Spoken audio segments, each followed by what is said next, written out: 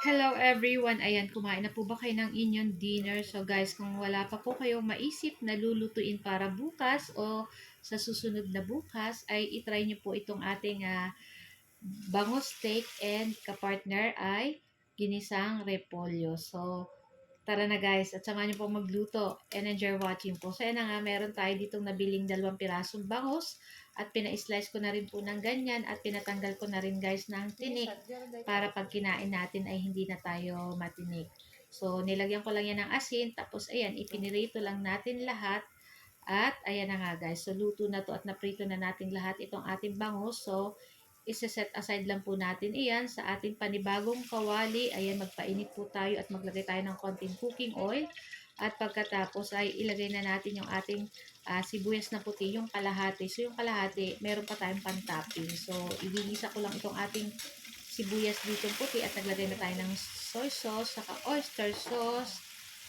Ayan, tapos maglalagay na rin po tayo ng pamintang durog. Ayan, tapos halu-haluin at maglagay na rin po tayo ng tubig. So, hintayin lang po natin kumulo itong ating nilagay na tubig. Ayan, naglagay din po tayo ng konting sugar at naglagay rin tayo ng calamansi juice. So, yung lasa po nito ay manamis-namis. Nag-agaw yun na manamis-namis at yung asim gawa ng ating calamansi at may alat din gawa ng ating toyo. So, ayan na nga guys. So, ayan at kumukulo na. Pwede na po nating ilagay dyan yung ating mga napritong bango. So, napakadali lang naman po nitong lutuin. Ayan.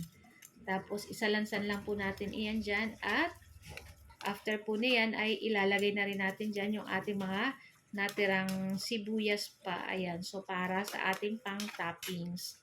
So, pakalagay po natin yung ating sibuyas dyan. Ayan, ay isa-set aside na po natin iyan, and syempre takpan lang ninyo guys para medyo maluto ng bahagya itong ating sibuyas na nilagay natin dito sa ibabaw.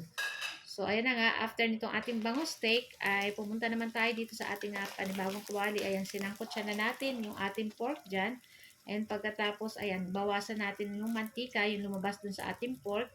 Ayan, magtira lang tayo ng konting-konti. Ayan. Tapos, yan na po tayo maggigisa nitong ating bawang at itong ating sibuyas.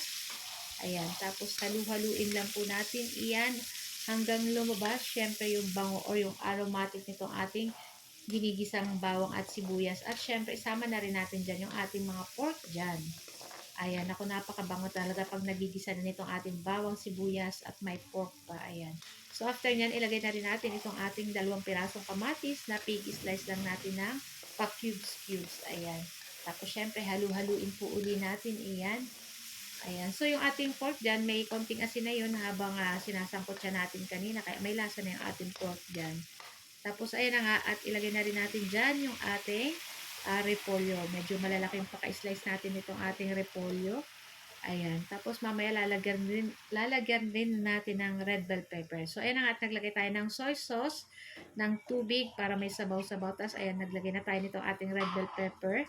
Tapos, maglalagay din ulit tayo ng pamintang durog at 1/2 pork cube para sa ating pampalasa pa guys. And maglagay din ako ng konting sugar dyan. Konti lang guys. Kung ayaw nyo lagyan, pwede naman po. Ayan. So, halu-haluin lang po natin iyan at madali lang naman pong maluto itong ating repolyo. Kaya naman hindi natin kailangan lutuin masyado. Kasi masarap po sa repolyo. Medyo crunchy-crunchy pa pag kinakain.